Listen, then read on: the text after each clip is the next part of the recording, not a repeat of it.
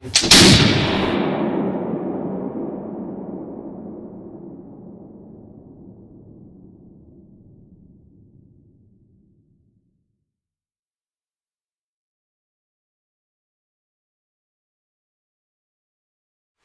guys, Joe Wolverton, Teacher of Liberty, back here with you for another video for this week. I'm trying to do more of these shorter videos, trying to keep them to around 10 to 15 minutes tops. And then on Friday, the Founders Recipe Fridays, doing 5 minutes on these people. And I've got a lot of those ready to go. And wanted to talk to you today about something that never gets talked about, well, rarely. I'll introduce this by saying that many of you may have seen the shirts that my students created that say factious and discontented since 1776. Well, I'll tell you a little bit about that to lead into what today's video is talking about. So, when in 1799, the state government of Virginia passed what are known to history as the Virginia Resolution, which basically was written by James Madison in answer to the Alien and Sedition Acts, which had been passed by Congress and signed by President John Adams, which basically gave to the president his sole authority to decide if a foreign person was an enemy to the United States, and if so, they could arrest them or expel them. And it also gave to the president power to arrest anyone, an American, who he believed was a threat to the safety of the United States based on that person's criticism of the government. Now, Thomas Jefferson's own member of the House of Representatives was arrested, and this blew his mind. So Jefferson and Madison got together. Jefferson wrote the Kentucky resolutions. Madison wrote the companion resolution in Virginia, which was passed by the state of Virginia. Well, then once it passed, there were this small group of people in the Virginia state government who said, there's no way that you people, our colleagues, could vote for this resolution, which basically says that there are limits on federal power. He said, he didn't mention him by name, but he said, those people who have supported this resolution, who helped it pass overwhelmingly, you people are being factious and discontented in your efforts to restrain the power of the federal government. So that's why myself and my students, we took it as a badge of honor to be called factious and discontented, because that to us was a sort of backhanded compliment, because it's what was said of James Madison and Thomas Jefferson when they said, the Constitution doesn't place limits. It actually gives very few and defined, Federalist 45, few and defined powers to the federal government, and the state government powers are, Federalist 45, numerous and indefinite. So, when this little minority issued this statement calling Madison and the Virginia state government factious and discontented, Madison jumped right back and said, are you crazy? There's no good argument for saying that the federal government has the power that you are suggesting it should have. The Constitution, the four corners of that document, are the limits of federal power, and it has no power outside of it, and that's clear. So he wrote something that's called in history the Report of 1800, or Madison's Report of 1800, that he wrote in November of 1800 as the head of a committee, and he said, look, here's why we approve this, here's why you're wrong saying the federal government has no limits.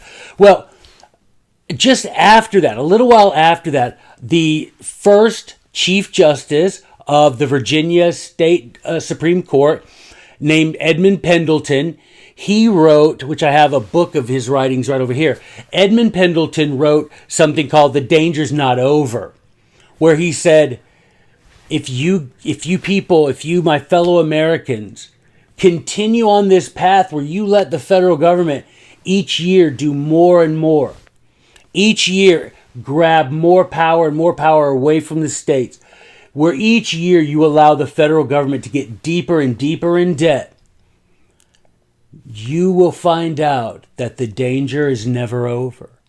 That you will literally, just when you think it's as bad as it could be, it gets worse if you allow that to happen. So I want to share with you today a few quotes. Now, like I say, the logistics today are a little bit different. So I'm in a different room of the library, right? I'm here with my man Kevin and Uncle Algie, who is really my first cousin, but we call him Uncle Algie. So I'm going to read. We got Mjolnir up there. I'm going to go straight Mjolnir on those people who think that there are no limits to the federal government. We got G-Dub, whose birthday we celebrate. Anyway, so let's get into this. So here's a few quotes. First from Madison's Report of 1800, and second from Edmund Pendleton's Danger Not Over. All right, I'm just going to read these quotes, get these out. I want you to listen to this video over and over. Think about these things. This isn't Joey. Remember, the whole deal is I'm never political. The Constitution, every issue, every time. No exceptions, no excuses, no respecter of persons.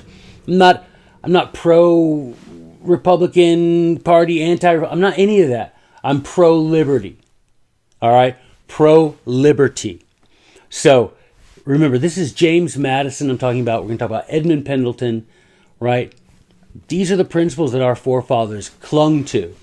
And if we don't, we'll find out that really the danger is not over. So here we go. James Madison.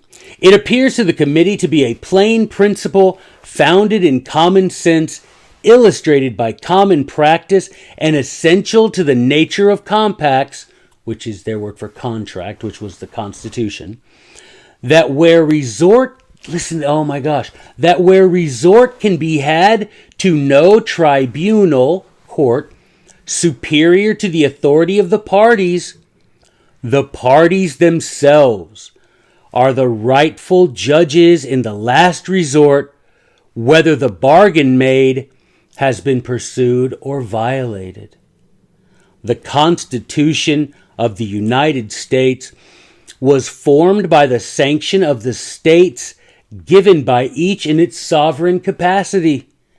It adds to the stability and dignity as well as to the authority of the Constitution that it rests on this legitimate and solid foundation. The states, then, being the parties to the constitutional compact, and in their sovereign capacity, it follows of necessity that there can be no tribunal above their authority to decide in the last resort whether the compact made by them be violated. What does that mean? There is one highest authority, and that's whether the Constitution is being violated by the other party, by the federal government. That's the states, not the Supreme Court, nobody. The states. Do you hear that? The states being parties to the constitutional compact in their sovereign capacity, there can be no tribunal above their authority to decide in the last resort whether the compact made by them be violated. Conservatives say that that's not true all the time. All the time they misquote Article 6, the so-called Supremacy Clause. Well, federal law is supreme. That's not what it says, y'all. It says the Constitution and laws made by the United States are the supreme law of the land if it what? If those laws are made in pursuance of the Constitution. If they're made in violation, the Federalist Papers make it very clear. Any act of the federal government exceeding its constitutional power is void. It doesn't even exist. All right, next quote from Madison's Report of 1800. If the deliberate exercise of dangerous powers, palpably withheld,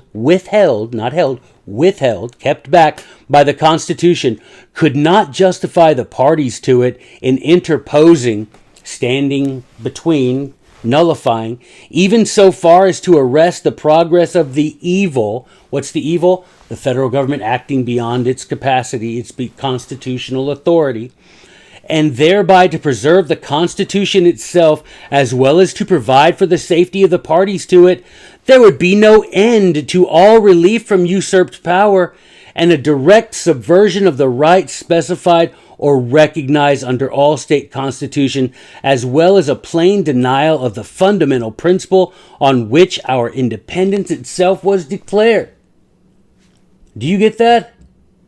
That if you're suggesting that states cannot say, federal government, you don't have this authority, and considering that stopped at the state border, that unconstitutional act of the federal government, that what you're saying is there is our independence, the fundamental principle on which our independence itself was declared, is plainly denied by you.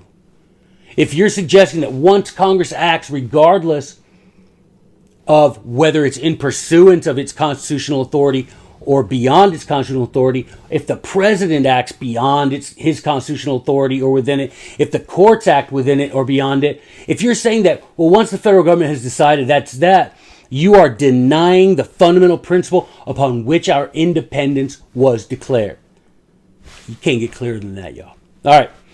The Judicial Department, again from Madison's report, the Judicial Department is, in all questions submitted to it by the forms of the Constitution, to decide in the last resort. This resort must necessarily be deemed the last in relation to the authorities of the other departments of government. In other words, when a constitutional question comes to the Supreme Court, that's the last word with regard to the three departments of the federal government. Not the last word regarding state laws or even the Constitution itself and the relation of states to it. It simply is the last resort for the authority of the other departments of government. Not, says Madison, not the last resort in relation to the rights of the parties to the constitutional compact from which the judicial, as well as all other departments, hold their delegated trust. We cannot let the Supreme Court decide the limits of federal power. Why? Because the Supreme Court is part of the federal government. Look, if I'm playing baseball and I'm a batter and I'm allowed to decide every pitch is a strike or a ball, guess what? I'm walking every time, and I'm going to steal every base, because whether I'm out or safe, guess what? I'm safe. And when we say the Supreme Court, once it decides, it's done, and that's the last resort, we're saying the federal government is the umpire in its own game. Ridiculous, says James Madison. Ridiculous. On any other hypothesis, he says, the delegation of judicial power would annul the authority delegating. Where does the Supreme Court get any power? The Constitution. Who are the parties? The states. If you say the states are bound by the decision of the authority it created, then they really have no authority. As he says here, you are saying that they have no authority. The states do not even have authority. On any other hypothesis, they would annul the authority. So it's saying, states, you have no authority. That's ridiculous. And the concurrence of this department with the others in usurp power. In other words, when the Supreme Court says, yeah, the president can declare war, it's cool. Yeah, the Congress can give him that power, it's cool. Yeah, Congress can tell everyone that they have to get their permission in order to dig a pond. Yeah, that's cool. Yeah, whenever Congress can give $1 billion to a country in aid. Yeah, that's cool. Whenever the Supreme Court decides that, whenever the Supreme Court says, you can't have assault weapon. When the Supreme Court says, or when the president says, yeah, it's cool that I declare a piece of plastic to be a machine gun and you can't have it. All of these things, he says, when you do that and the judicial authority, the Supreme Court concurs with these usurped powers, that subverts forever and beyond the possible reach of any rightful remedy the very Constitution which all were instituted to preserve. Do you understand that? Guys, know this like you wrote this. I'm going to put a link in the show notes. The report of 1800. Very simple. Madison saying, y'all don't understand. Think about it. This is 1800. People are already trying to get away with stuff. Madison's like, look, the Supreme Court can't be the judge in its own case. That doesn't make any sense. Plus, it's only to be the judge with regard to the federal government. It can't judge about the states. The states created the dang thing. Try telling your boss what your job description is. You tell him, no, I'm not going to do that. If it's in your job description, you're fired, right? But we don't even do that. If the Supreme Court says it's cool, yeah, go ahead. James Madison, shh, do you hear that? Hear that whirring sound? I know you do. That's Madison and Jefferson spinning in their graves. All right. Next, it will be remembered, this is from the report of 1800, it will be remembered that a frequent recurrence to fundamental principles is solemnly enjoined by most of the state constitutions, enjoined meaning encourage, told to do something, by most of the state constitutions, and particularly by our own, Virginia's, as a necessary safeguard against the danger of degeneracy to which republics are liable, as well as other governments, though in a less degree than others, and a fair comparison of the political doctrines not unfrequent at the present day with those which characterize the epoch of our revolution and which form the basis of our republican constitutions will best determine whether the declaratory recurrence here made to those principles ought to be viewed as unseasonable and improper, or a vigilant discharge of an important duty. The authority of constitutions over governments, and the sovereignty of the people over constitutions are truths which are at all times necessary to be kept in mind, and no times perhaps more necessary than at the present. Madison was saying that in 1800, guys. In 1800, he's saying, you have got to frequently remind yourself of the fundamental principles of the Revolution, of the Declaration, or else our republic is going to degenerate.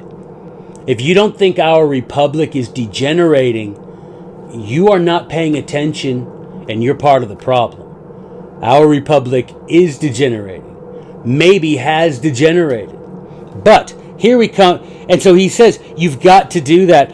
Otherwise, then you've probably gone so far that it can't be restored. All right, here finally, Danger Not Over. Edmund Pendleton, October 1801, first published in the Richmond Examiner. Right?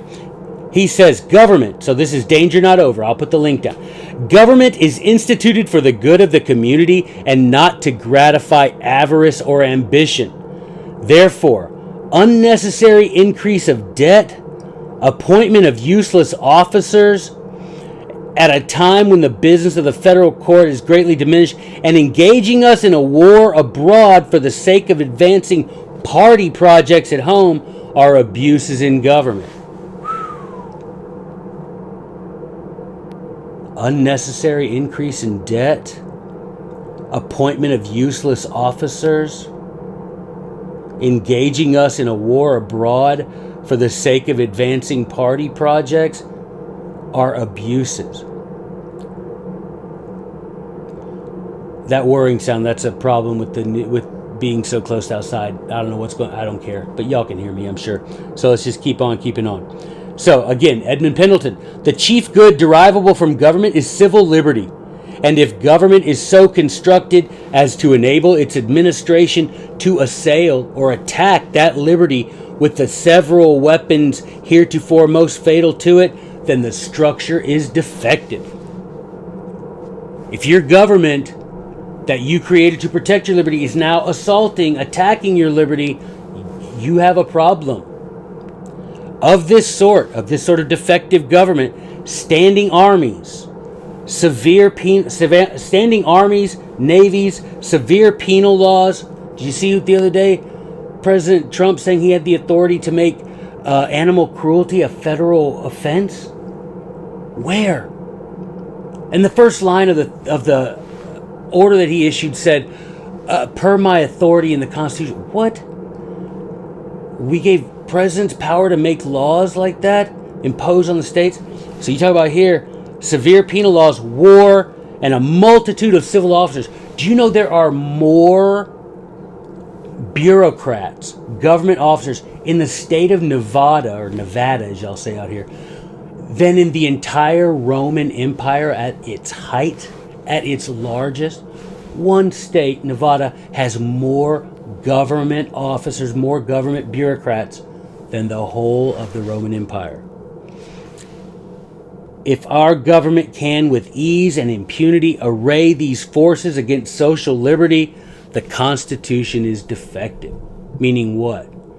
We got to do like Madison said, get back to fundamental principles. Because if we don't, it may be too late. All right. Peace is undoubtedly the state which proposes to society the best chance for continuance of freedom and happiness, and the situation of America is such as to expose her to fewer occasions for war than any other nation. Who's going to attack us? Who has? Don't just think about that, all right? Versus Europe, for example, right? But if by indirect means the executive, the president, can involve us in war not declared by the legislature, if a treaty may be made which will incidentally produce war, or if the judiciary may determine a war to exist, although the legislature has refused to declare it. So like when the Supreme Court says, yeah, the War Powers Act is constitutional. No, it isn't. Don't give me that. I don't care what you say, Supreme Court. It's not. Congress has the sole power to declare war. Look what it says. If by indirect means the executive can involve us in a war not declared by the legislature, if the Supreme Court can say, yeah, that's cool, the Constitution is defective since it admits constructions which pawn our freedom. Ooh, Pendleton, don't hurt him. Which pawn our freedom and happiness upon the security of executive patriotism, which is inconsistent with Republican values.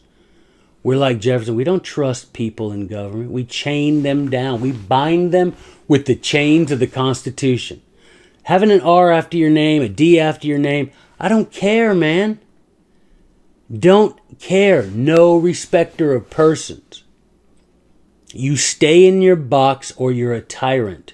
And if you're a tyrant, you deserve to be treated like a tyrant. Period. Preach, Uncle Algie. All right. In the Virginia, so this is Edmund Pendleton, more. In the Virginia Bill of Rights is expressed this inestimable sentiment. No free government or the blessing of liberty can be preserved to any people, but by a firm adherence to justice, moderation, temperance, frugality, and virtue, and by frequent recurrence to fundamental principles. There we go. Just like Madison said, you've got to remind yourself constantly, frequently, what principles led to the independence of the United States. Think about it. And now he says, a sentiment produced no doubt by the experience of this melancholy truth, that of men advanced to power, more are inclined to destroy liberty than defend it.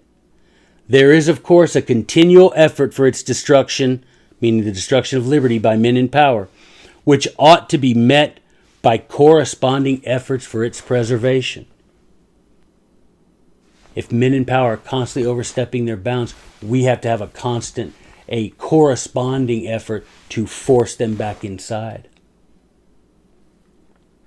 These principles and propositions are most respectfully submitted to my fellow citizens with this observation, that it is only when great and good men are at the head of a nation that the people can expect to succeed in forming such barriers to counteract encroachment on their rights. And whenever a nation is so supine, and in other words, it's just laying down and letting stuff happen, as to suffer such an opportunity to be lost. What's the opportunity? To counteract against the encroachment on their rights. That when a nation is so supine as to suffer such an opportunity to be lost, they will soon feel that the danger was not over. Friends, the danger's not over. We have got to go back to fundamental principles. We have got to use our power to force the federal beast back inside his constitutional cage. We have got to make America states again. And as far as making America great again, as Pendleton said, America will be great again as soon as America is good again. There is no liberty without virtue. Guys, we have got to do this. The time is now. The danger is not over. We must push back. Listen to this video. Go click the links for the Report of 1800 and Edmund Pendleton's essay. Read them. Send them to your state representatives. Say, look, this is your obligation under Article 6 to enforce these limits, to keep this state sovereign. That is your obligation. When the wicked rule, the people mourn. Thanks, guys. Talk to you later.